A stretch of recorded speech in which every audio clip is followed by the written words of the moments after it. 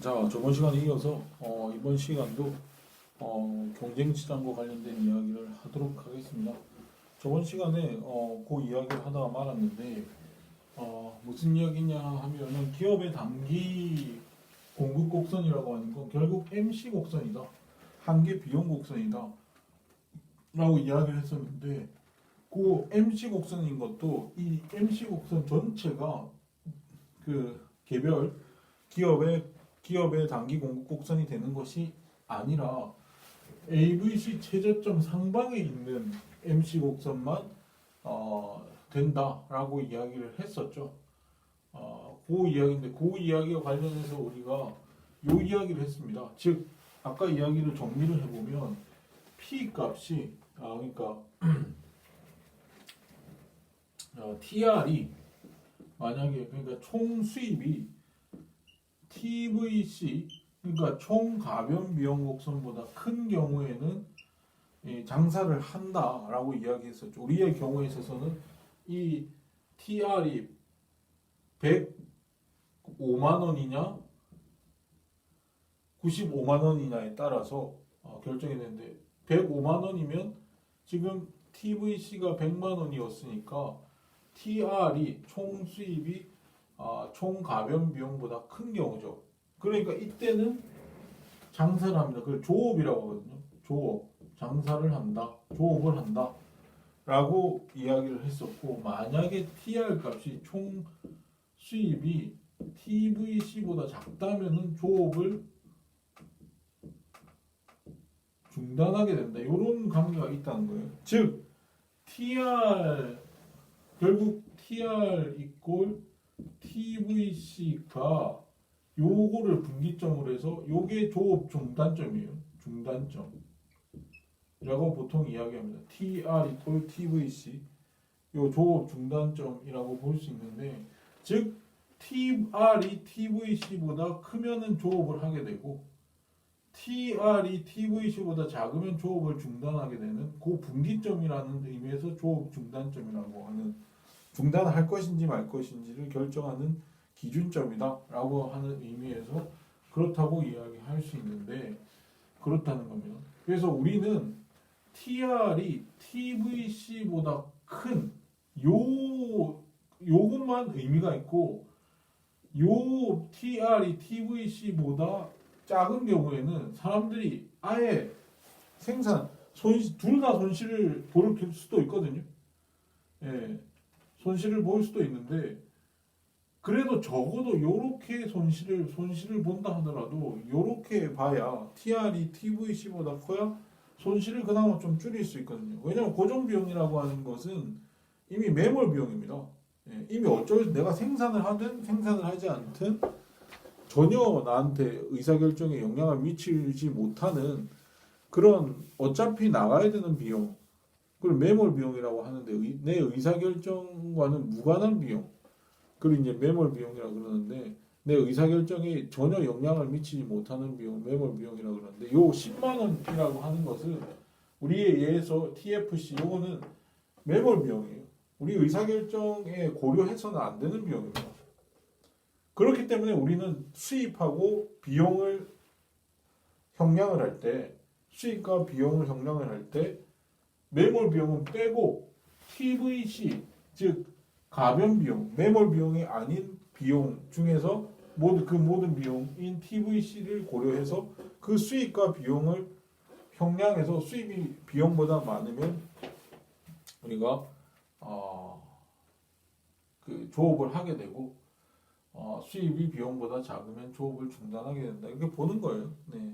그래서 이 C 110만 원이라고 하는 요 그 총 고정 비용과 관련된 거는 이건 기회 비용 개념이 아니거든요. 기회 비용과는 무관한 매몰 비용이에요. 경제학에서 말하는 비용은 전부 다 기회 비용이거든요. 기회 비용에 포함되지 않는 매몰 비용 같은 경우에는 우리가 의사결정을 할 때 비용 구조에 넣지 않습니다. 네. 전혀 고려할 필요가 없는 거예요. 우리 예에서도 봤듯이 고려해서는 안 되는 겁니다. 그래서 이게 조업 중단 결국 요 상등식이 성립하는 거 우리가 장사를 하지 않으면 그냥 제로가 될 거 아니에요. 네. 제로가 됩니다. 공급량은 제로가 됩니다. 공급량은 제로가 된다. 이 Q 값은 제로가 돼요. 그래서 요것만이 의미 있는, 그러니까 TR이 TVC보다, 즉 총 수입이 총 가변 비용보다 큰 요것만 성립이 되게 되고, 요 조건을 만족하는 곳에만 성립이 되게 되고, 그래서 요게 성립하는 구간이 어디냐를 보려면 요 조건하고 같잖아요. AR이 AVC랑 보다 크다는 거랑 조건이 같잖아요. 왜냐하면 Q분의 AR이라고 하는 Q분의 TR이고 TVC라고 하는 Q분의 그 AVC라고 하는 건 Q분의 TVC니까 이게 만약에 이게 TR이 TVC보다 크다 그러면 이렇게 되겠죠. 등식이. 그러니까 이게 이제 MR이 되는 거고, AR이 되는 거고, 이게 AR이 되는 거고, 이게 그 AVC가 되는 거니까 같은 거죠. 같은 조건이다 라고 보시면 됩니다. 그래서 AR이 AVC보다 큰 지점,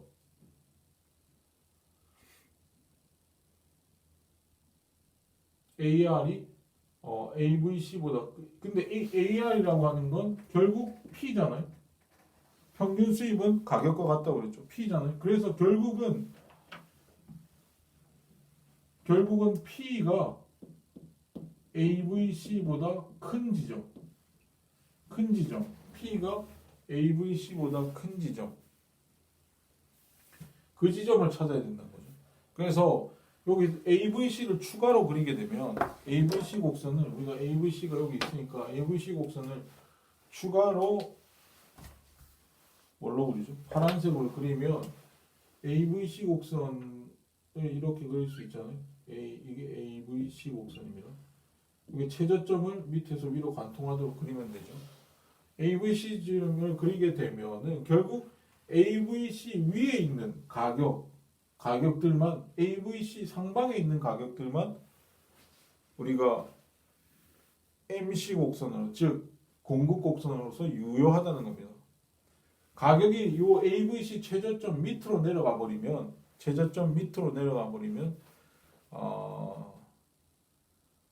전혀 생산을 하지 않는 점이 돼 버리니까 제로가 돼 버리거든.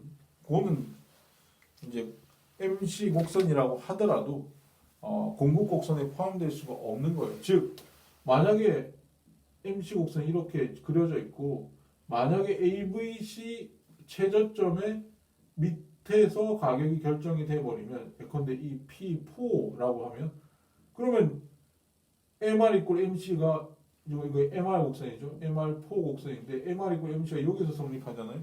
여기서 성립하게 되면은 Q4가 될 텐데 요 Q4에 해당되는 P 값은 당연히 P4가 될 것이고 그리고 AVC 값은 여기가 되겠죠. AVC 값. 그러니까 P보다 AVC가 크잖아요. P가 AVC보다 커야 되는데 AVC가 P보다 크니까 이거는 조업이 안 되는 거예요. 조업 중단을 해버리는 겁니다. 그래서 요 점은 유효한 점이 아닙니다. 유효한 점이 아니고 요렇게 P 제로가 되면 Q는 제로가 돼요. 여기가 돼버려요. 여기가 제로가 돼버리기 때문에 여기 되는 거죠.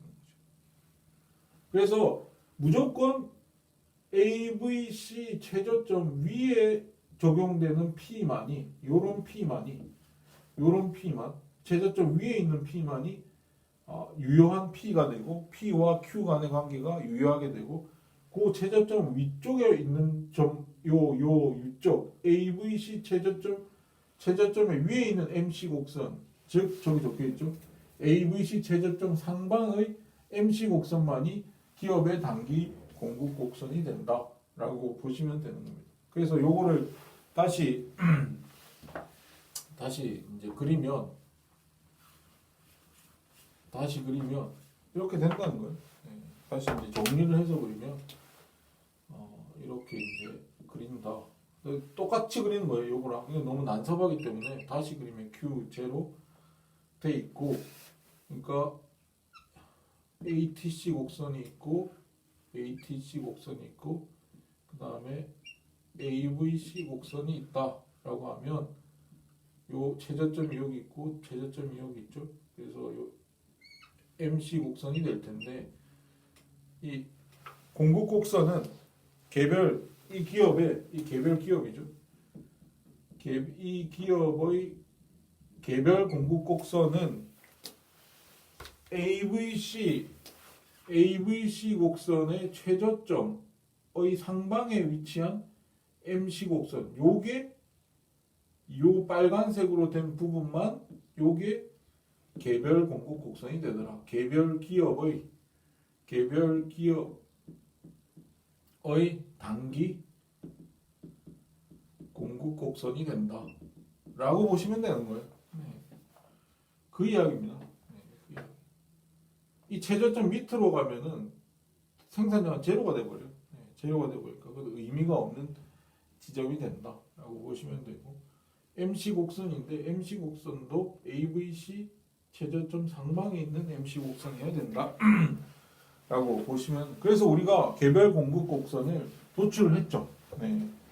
개별 공급 곡선, 기업의 단기 공급 곡선을 도출을 해보니까 AVC 최저점의 상방에 위치한 MC 곡선이 개별 기업의 단기 공급 곡선이 된다. 그러면은 수요 곡선은 공급 곡선, 시장 공급 곡선은 어떻게 도출되겠어요? 그 개별 기업의 단기 공급 곡선 수평합하면 되겠죠. 우리가 이미 개별 공급 곡선이 도출됐을 때에 알고 있을 때에 그 공급 시장 공급 곡선은 어떻게 도출되는가를 이미 수평합이라고 하는 걸 이야기를 했었잖아요. 그 수평합을 하면 돼요. 우리가 이제 이런 원리에 의해서 기업의 단기 MC 곡선이 한계 비용 곡선이 결국 한계 비용 곡선이 공급 곡선이라고 했으니까 각 기업의 한계 비용 곡선을 수평합을 하게 되면 그게 단기에 있어서의 시장 공급 곡선이 되고 되는 겁니다. 그래서 수평합을 하는 것이 중요하다고 보시면 됩니다. 그래서 우리가 수요 곡선 도출할 때 옛날에 도출했잖아요. 그거는 이제 공급표라고 하는 걸 통해서 도출을 한 것이고, 그거는 이미 그냥 주어져 있는 거를, 그러니까 그 가격과 공급량 사이의 관계가 이미 주어졌다고 가정을 하고 우리가 그냥 그게 MC 곡선하고 같다라는 이야기까지 했었는데, 이게 MC 곡선이다라고 이야기 이미 했었잖아요. 그걸 이제 엄밀하게 증명한 겁니다. 지금 왜 S가 공급 곡선이 MC 곡선과 같은가? MC 곡선과 같잖아요. 를 증명한 겁니다. 그리고 이 공급 곡선, 이 MC 곡선인데, 이 MC 곡선 위에 있는 모든 점들은 결국 뭐죠? 이용극대점이죠. P와 그러니까 MR = MC가 만나는 그 이용극대화 조건이 만족되는 MR = MC, 그 다음에 MR = MC 요 점이죠. MR하고 MC가 만나는 요 점, 이런 점들의 집합이 결국은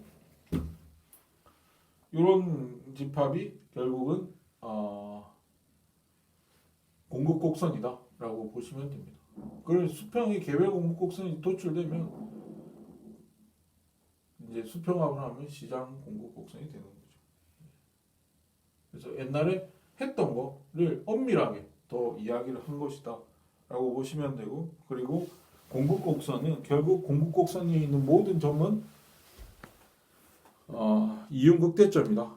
즉 개별 기업의 이윤극대점의 집합이 결국 개별 공급 곡선이 된다. 개별 기업의 단기 공급 곡선이 된다라고 보시면 됩니다.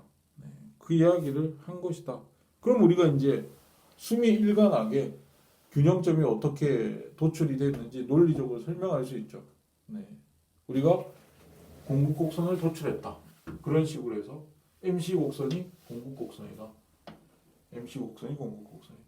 그래서 이제 이 MC 곡선을 수평합을 하면 이게 나온다. 그리고 공급 곡선과 수요 곡선은 다른 원리에 의해서 이제 도출이 된다고 가정하고 주어졌다 그러면 공급 곡선과 수요 곡선이 만나는 P 스타 가격이 그러면은 결정되게 되고 그 가격이 결정된 걸 그대로 받아들이는 가격 수용자인 경쟁 시장에서의 개별 기업들은 그냥 자기들이 기업이 직면한 수요 곡선은 이렇게 되고 수평선이 되고 그게 MR 곡선이 되더라 라고 하는 겁니다. 그 MR 곡선과 MC 곡선이 만나는 점에서 이윤극대화가 달성이 되게 되고 거기에 그 점에 해당되는 생산량 수준이 이윤극대화 생산량 수준이 되더라 라고 하는 겁니다. 그래서 기업의 단기 균형점과 시장의 단기 균형점이 동시적으로 작동하게 된다. 네, 라고 하는 거죠. 동시균형입니다. 동시균형이 아니라고 한다면 이거는 순환론법이거든요. 네, 순환론법이죠. 네, 동시가 아니라면 순환입니다. 순환론법. 네. A가 B에 의해서 도출되고 B가 또 A에 의해서 도출되는 그런 거잖아요. 지금. 왜냐하면 이 공급 곡선이 있어야 결국 이 균형점이 나오잖아요. 이 공급 곡선이 먼저 있어야 이 균형점이 나오잖아요. 이 균형점은 뭡니까? 이윤극대점이죠. 근데 이윤극대점이 있어야 공급 곡선이 도출되잖아요. 왜냐면 이윤극대점의 점들의 집합이 공급 곡선이니까.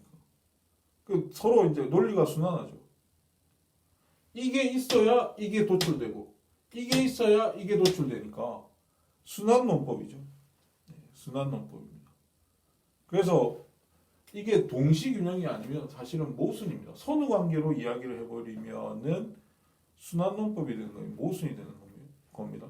네. A가 B에 의해서 도출되는데 B는 또 A에 의해서 도출된다. 서로가 서로를 창조한다. 동시적으로 존재가 성립이 되지 않으면 두 존재가 성립이 되지 않으면 이거는 순환론법에 빠질 수밖에 없기 때문에 그냥 동시균형이라고 우리가 이야기를 하는 것이다 라고 보시면 됩니다. 선후관계가 있다 그러면 순환론법이에요. 공급곡선이 존재해야 이윤극대점이 도출되잖아요. 근데 이윤극대점이 도출돼야 공급곡선도 도출되고 왜냐 공급곡선이 이윤극대점들의 집합이니까 점들의 집합이니까. 그래서 동시균형으로 우리가 이야기하는 것이 좋다라고 보시면 됩니다. 네. 자, 그렇게 해서 우리가 그 단기와 관련된 이야기들을 했습니다. 네, 단기와 관련된 여러 가지 이야기를 했다. 그래서 단기 우리가 이제 포커스를 맞추는 건 그겁니다. 시장 분석이기 때문에 단기 균형점들을 찾는 거예요. 두 가지 균형점, 단기 기업의 단기 균형과 시장의 단기 균형, 기업의 단기 균형과 시장의 단기 균형점을 찾은 것이다라고 보시면 됩니다. 거기에 이제 파생되는 여러 가지 이야기들을 좀 했었고 공급 곡선을 도출하는 건 굉장히 중요한 거죠. 공급 곡선이 결국 MC 곡선이더라라고 하는 이미 우리가 이야기했던 그 이야기를 엄밀하게 증명을 했다라고 보시면 됩니다. 자, 그게 이제 지금까지의 이야기였고요. 그다음 단기적인 이야기였고 장기 균형점에 대해서 이제 이야기를 해야겠죠. 장기 균형점과 관련된 이야기는 단기와 장기를 구분하는 기준은 그 기업의 시장의 진입과 퇴출이 자유롭냐 자유롭지 않느냐였는데 시장은 자유롭다는 것이죠. 네, 그래서 한 가지 상황이 더 추가된 겁니다. 그래서 균형을 분석할 때 장기 상황에서 균형을 분석할 때는 단기에서 가정되지 않은 하나의 상황이 추가적으로 들어왔다라고 보시면 됩니다. 네, 추가적으로 들어온 것이다라고 보시면 되는데 그래서 이제 균형점이 달라지게 돼요. 균형점과 관련된 이야기들이 달라지게 된다라고 보시면 됩니다. 자, 그래서 이제 그 이야기를 해보면 그래서 우리가 기업과 시장의 장기 이것도 동시균형이에요. 네, 이것도 아까 단기도 동시균형이라고 그랬는데 장기도 동시균형이다. 동시균형이 아니라고 한다면은 사실은 순환론법에 빠지게 된다라고 보시면 됩니다. 자, 그래서 저거를 이제 그대로 그리게 되면 그대로 이제 우리가 그려서 하게 되면 이것도 이제 이 두 가지 그래프가 동시에 나와야 되는 거죠. 동시에 나오게 되고 이거는 기업의 경우다. 개별 기업이죠. 개별 기업의 이거는 이제 경쟁 시장이다. 근데 이거는 장기 상황이죠. 장기 상황이고 그래서 지금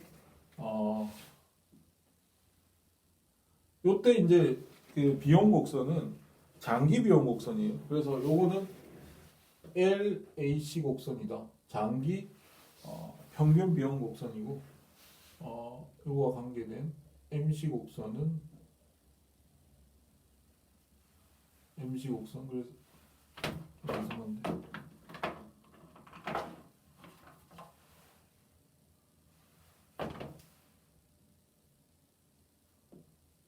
LMC 곡선이다 라고 보시면 됩니다. 네, LMC 곡선이 그려진다. 여기 Q고 그렇죠? 제로 여기 Q고 제로 P다 라고 했을 때 예컨대 이런 수요 곡선이 주어져 있고 공급 곡선이 중요합니다. 네, 공급 곡선이 중요한데 예컨대 공급 곡선이 이렇게 그려진다. 원래 공급 곡선이 이렇다. 이게 S1이다 라고 했을 때 이렇게 공급 곡선이 주어지게 되면 가격은 어떻게 결정됩니까? 가격은 예컨대 P1이라고 해봐요. P1이라고 해봅시다. P1이면 그 P1에 해당되는 가격이 P1에 해당되는 가격을 그대로 수용할 거잖아요. 네, 그대로 수용한다 그러면은 가격 수용자인 장기에 있어서의 개별 기업은 P1을 그대로 수용하게 되고 이게 기업이 직면한 수요 곡선이 되고 그것이 이게 D1이라고 하고 이거를 MR1이 되겠죠. 네, 한개 수입도 D랑 같으니까 MR1이 되고 그리고 장기에 있어서의 MR 이꼴 MC 그러니까 MR 이거 장기에 있어서의 MC죠. 이걸 저거 장기에 있어서 롱런 마지널 코스트였잖아요. 마지널 코스트였잖아요. 그래서 LMC라고 이야기를 했었는데 그래서 장기에 있어서의 한계 비용 곡선이 마지널 코스트다 라고 보시면 그리고 MR 이꼴 MC라고 한다면 MR 이꼴 MC는 요 MR 있잖아요. 이 수평선이 MR이고 MC 곡선은 여기 있으니까 요거랑 만나는 게 요거죠.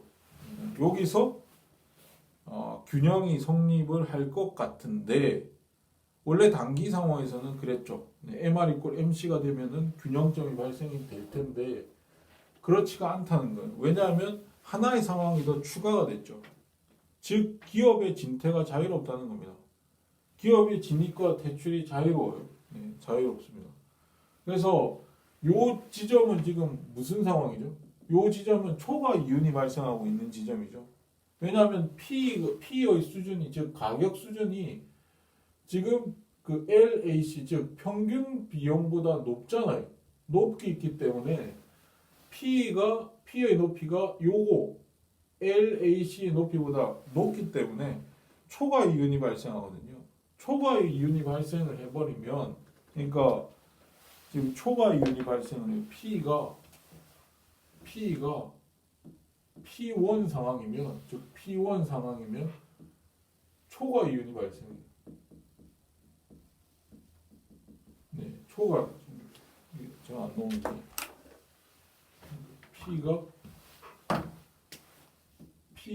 P1이면 초과 이윤이 발생합니다. 개별 기업에 초과 이윤이 발생하면은 신규 기업들이 이 시장에 들어오려고 그래요. 저 초과 이윤을 보고. 네.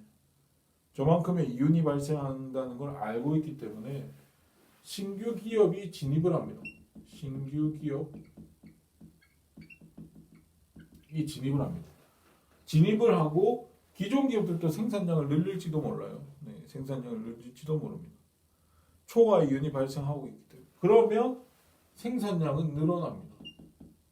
즉 생산량 또는 공급량은 증가하죠. 공급량은 증가하거든요. 공급량이 증가하게 된다. 그래서 그러면 공급 곡선이 어떻게 돼요? 공급 곡선이 오른쪽으로 이동하게 되겠죠. 공급 곡선이 오른쪽으로 이동하게 된다. 언제까지 이동을 할까요? 초과 이윤이 소멸될 때까지는 생산량이 증가할 테니까 공급 곡선은 초과 이윤이 소멸할 때까지 공급 곡선은 우측으로 이동하게 되겠죠. 우측으로 이동하게 될 겁니다. 그래서 우측으로 이동할 겁니다. 언제까지? 초과 수요가 발생하지 않고 정상 이윤만, 즉 이윤이 제로일 때까지 가게 됩니다. 그 이윤이 제로가 되는 지점은 여기거든요. 그러니까 P 수준이 이 수준에 이르러야 됩니다. 이걸 P 제로라고 한다면 P 제로 수준, 그러니까 P 제로 수준이 되는 곳까지 그러니까 이 빨간색 이게 S0라고 한다면 빨간색 공급 곡선으로까지 이동할 때까지 계속 신규 기업이 진입하고 생산량은 증가하고 공급 곡선은 계속 이동하게 될 겁니다. 그리고 S1이 우측을 이동해서 공급 곡선이 우측으로 이동해서 S0가 될 때까지 계속 우측으로 이동하게 될 겁니다. 결국 S0가 되면 우측 이동을 멈추게 될 거예요. 그 다음에 만약에 공급 곡선이 원래 여기였다. S2였다. 공급 곡선이. 그러면 수요와 공급이 일치하는 이 상황에서의 가격은 P2라고 합시다. 그러면 P2 상황이라면은 개별 기업은 그대로 이 P2 상황을 받아들이죠. 이 P2 상황을 받아들여서 이렇게 D2가 될 겁니다. D2가 되고 MR도 같죠. MR2가 됩니다. 그러니까 MR 이퀄 MC와 MR이 곡선이 만나는 이 지점에서 균형이 될 것 같은데 균형이 되지 않죠. 여기서 손실이 발생합니다. P2죠. P2인데 가격은 P2인데 요만큼의 높이인데 지금 평균 비용은 요거보다 더 높아요. 여기 있습니다. 손실이 발생합니다. P보다 가격보다 평균 비용이 커요. 가격보다 평균 비용, 즉 평균 수입보다 평균 비용이 커요. 그러면은 손실이 발생합니다. 손실이 발생하면 어떻게 될까요? 그러니까 P가 P2일 때는 기업들이 손실이 발생합니다. 손실이 발생하면 기존 기업이 퇴출될 거예요. 나갈 겁니다. 기존 기업이 이 시장에서 나갈 거예요. 퇴출될 거예요. 그러면은 생산량이 또는 공급량이 감소하겠죠. 공급량이 감소하게 되면은 결국 공급 곡선이 좌측으로 이동하게 될 것이다.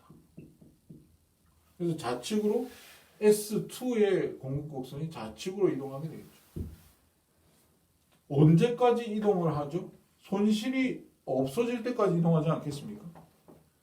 왜냐하면 손실이 발생했기 때문에 기존 기업이 퇴출되게 되고 그래서 생산량이 감소해서 공급 곡선이 좌측으로 이동한 거니까 당연히 손실이 소멸될 때까지, 손실이 없어질 때까지 좌측으로 이동. 손실이 없어지는 지점이 어디입니까? P0죠. P0가 성립할 때까지, P0는 손실이 없어지고 정상 이윤만을 향유하는, 그러니까 파이가 제로일 때까지 가게 될 겁니다. 그게 어디까지냐? S2까지 이동을 하게 되고 S2까지 좌측으로 이동하고 나면은 공급 곡선이 좌측 이동하는 것이 멈추게 될 겁니다. 결국 P0에 해당되는 가격이 P0에 해당되는 S0에 도달해서야만이 거기에 머무르려고 하겠죠. 그게 균형 아닙니까? 균형이라고 하는 것은 일단 도달하면 그 상태로부터 그러니까 그 상태에 도달하면 그 상태로부터 벗어날 유인이 없는 상태니까 우리가 초과 이윤이 발생을 하든 손실이 발생을 하든 이렇게 거기에 머무르려고 하지 않고 계속 공급 곡선에 이동하려고 하는 것은 초과 이윤이 발생하거나 손실이 발생하면은 그 지점은 손실이 발생하거나 초과 이윤이 발생하는 그 지점은 균형점이 아니라는 겁니다. 균형점은 결국 정상 이윤을 성립하는 그 지점에 도달하면은 머무르려고 하겠죠. 그러니까 신규 기업이 진입하지도 않고 기존 기업이 퇴출되지도 않는 정상 이윤이 발생하는 그 지점에서만이 균형이 발생을 하겠죠. 그 지점이 여기입니다. S0, N 지점. S1일 때는 초과 이윤이 발생하고 S2에서는 손실이 발생하니까 S2는 정상 이윤이 발생하거든요. 정상 이윤은 파이가 제로입니다. 파이가 제로. 즉 이윤이 제로예요. 요 지점이 바로 균형점이 된다라고 합니다. 그래서 요 S0와 수요 곡선이 만나는 요 지점이 이 시장의 경쟁 시장의 장기 균형점이 되는 거죠. 반드시 초과 이윤과 손실이 없는 상태여야 균형이죠. 그 상태에 도달하면 그 상태에 머무르려고 하는 상태가 되는 거죠. 그리고 개별 기업의 장기 균형점은 어디가 됩니까? P0에 해당되는 그 지점에서야말로 지금 정상 이윤이 발생하고 있죠. 이 지점이 바로 기업의 장기 균형점이 된다. 이거는 다 정상 이윤이 발생하는 것을 전제로 한 거죠. 그래서 장기 균형점은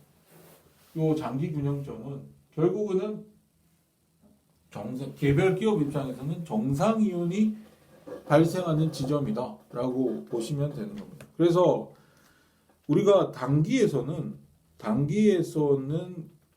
개별 기업이 초과 이윤이 발생할 수도 있고 손실이 발생할 수도 있고 정상 이윤이 발생할 수도 있는데 장기에서는 정상 이윤이 발생을 하는 지점에서 균형이 성립이 되게 된다. 그래서 장기에서는 정상 이윤만 향유할 수 있어요. 기업은. 그러면 의문이 들잖아요. 아니 이윤이 제로면 왜 장기적으로 모든 기업이 장기적으로 이윤이 제로라면 왜 사업하지? 아니 이윤이 나지도 않을 걸 왜 사업을 한다는 거야?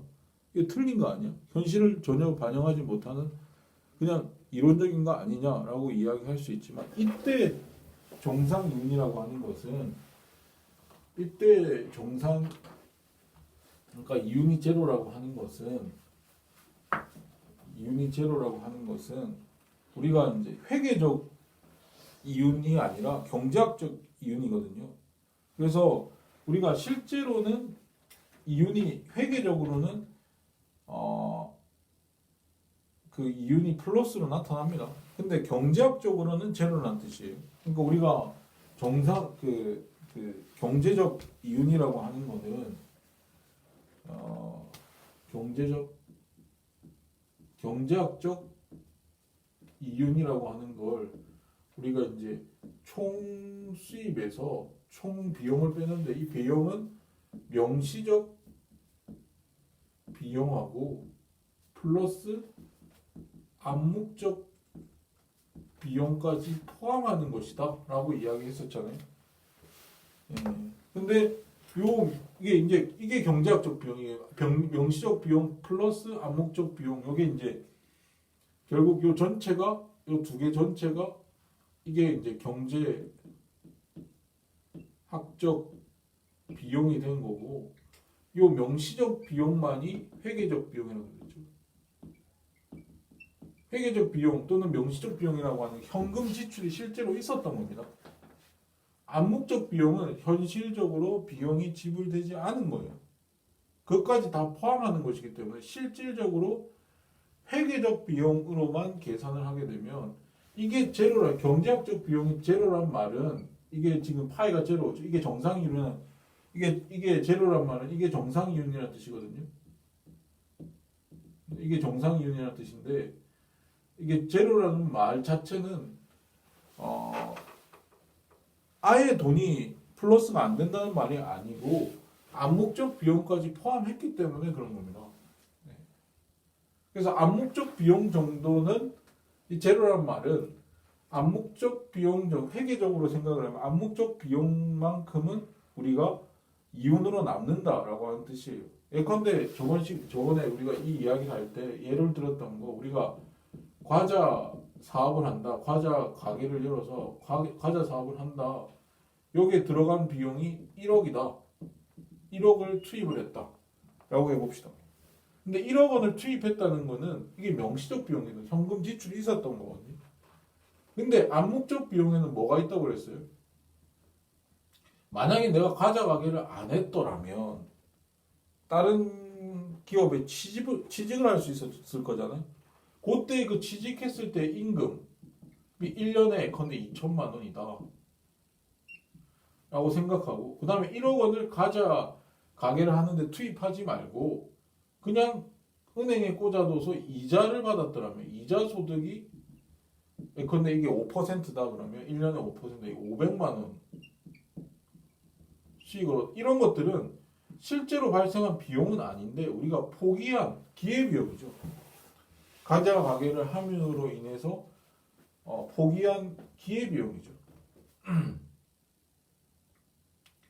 그래서 총 경제학적 비용 입장에서 보면은 얼마의 비용입니까? 비용이 1억 2,500만 원이죠. 경제학적 비용으로는. 근데 사실은 우리가 명시적 비용 또는 회계 장부에 쓰는 실제로 현금으로 지출한 비용은 1억밖에 없어요. 그래서 이게 예컨대 보면 이게 1억이고 이게 2,500만 원, 0.25억이죠. 암묵적 비용이. 정상이윤이란 말은 우리가 경제학적 비용을 고려해서 이야기하는 거기 때문에, 정상이윤이란 말은 우리가 이 상황에서는 이 과자 가게를 했더라면 정상이윤을 과자 가게를 열어서 파이가 제로, 즉 정상이윤을 합류했다는 말은 요게 1.25억을 벌었다는 이야기, 총 수입이 1.25억이라는 뜻이에요. 뜻입니다. 즉 회계적 이윤으로만 따지면 1.25억에서 1억을 뺀 거잖아요. 그러니까 실제로는 현금으로는 2,500만 원의 수입을 얻은 겁니다. 이윤을 얻은 거예요. 근데 암묵적 비용까지 계산해 넣으니까 결국은 0.25억 원, 2,500만 원이죠. 2,500만 원까지 포함을 시켰기 때문에 이윤이 제로라는 거, 경제학적 이윤이 제로가 된다는 것이지, 전혀 과자 가게를 통해 가지고 소득이 없었다, 수입이 없었다라고 하는 건 아니라는 거예요. 이윤이 없었다라고 하는 건 아니라는 거예요. 근데 경제학은 기회비용까지 다 생각을 해주기 때문에 사실은 우리가 이렇게 그러니까 정상이윤만 향유한다라고 한다면은 우리는 과자 가게를 하든 사실 내가 다른 회사에 취직을 하든 똑같다는 거예요. 네, 똑같다는 겁니다. 같은 상황이라는 거예요. 내 수입은, 내 이윤은 내가 벌어들이는 소득은 똑같다는 거예요. 재료를 하면. 내가 과자 가게를 하든 과자 가게를 하지 않고 취직을 하든 똑같은 상황이 발생했을 것이다 라는 겁니다. 그렇잖아요. 네. 딱 똑같은 상황이 발생, 그 정상 이유는 의미가 그렇다는 겁니다. 네. 실제로는 전혀 이윤이 남지 않는다. 회계적 이윤이 남지 않는 그런 이야기는 아니라는 거죠. 자, 그래서 정상 이윤만을 향유할 수 있다라고 하는 겁니다. 네.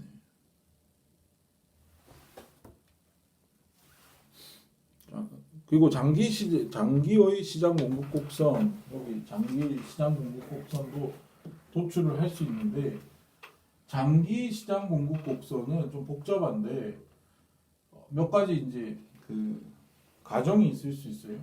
그러니까 모든 기업의 비용 조건이 불변이고 동일하다면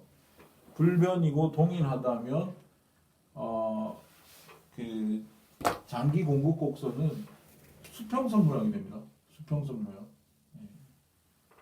장기 공급 곡선은 그 어떻게 되냐면 이 상황이죠. 이 상황을 보시면 이 모든 개별 기업들의 비용 조건, 즉 비용 곡선이 이렇게 똑같다는 거예요. 장기 비용 곡선이 똑같다는 모든 기업에. 개별 기업이라고 되어 있지만 이 시장에 있는 모든 기업들이 똑같은 비용 구조를 가지고 있다는 거예요. 즉 이런 비용 구조를 똑같이 가지고 있다는 거예요.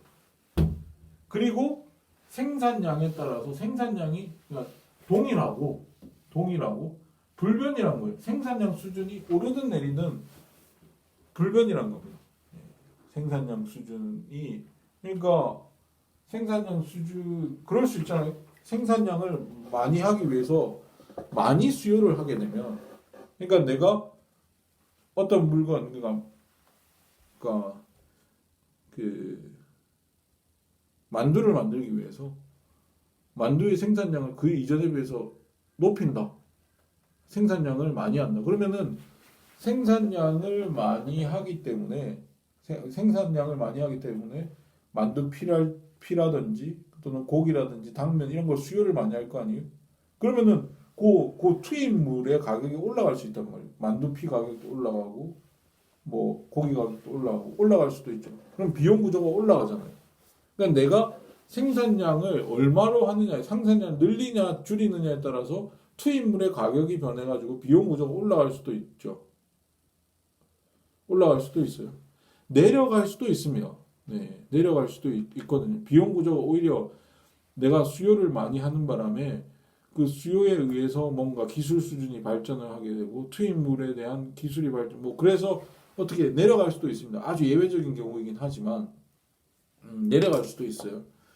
근데 대체로는 생산량 수준이 내가 만두의 생산량을 그 산업에서의 만두 생산량이 많아지면은 그 산업에서의 필요로 하는 재료들에 대한 수요가 높아지니까 재료값이 올라가게 되고 비용 구조가 올라가는 경우가 많거든요. 근데 우리가 가정하기로 그렇지 않다. 불변이다. 비용 구조는 올라가지 않는다라고 가정을 하고 모든 기업들이 비용 구조가 동일하다. 그러니까 사실은 같은 업계에 있는 업계 사람들은 뭔가 혁신을 하지 않는 이상, 어떤 개별 기업이 혁신을 하지 않는 이상 대개는 비슷한 생산 구조를 가지고 있습니다. 뭐 우리가 알잖아요. 벤치마킹을 하잖아요. 제일 좋은 거를 따라합니다. 보통 제일 좋은 기계, 제일 좋은 설비 이런 거를 다 마련해 놓고 있기 때문에 기술적인 상황이 거의 같은 업종이라면 비슷한 경우가 많습니다. 그래서 동일하다 그 경우이죠. 그 경우 동일하다고 한다면은 비용 구조가 동일하다고 한다면은 장기 비용 시장 공급 곡선은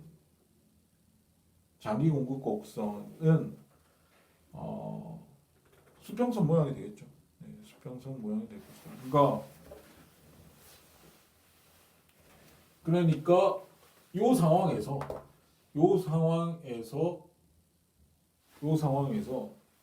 다시 그리면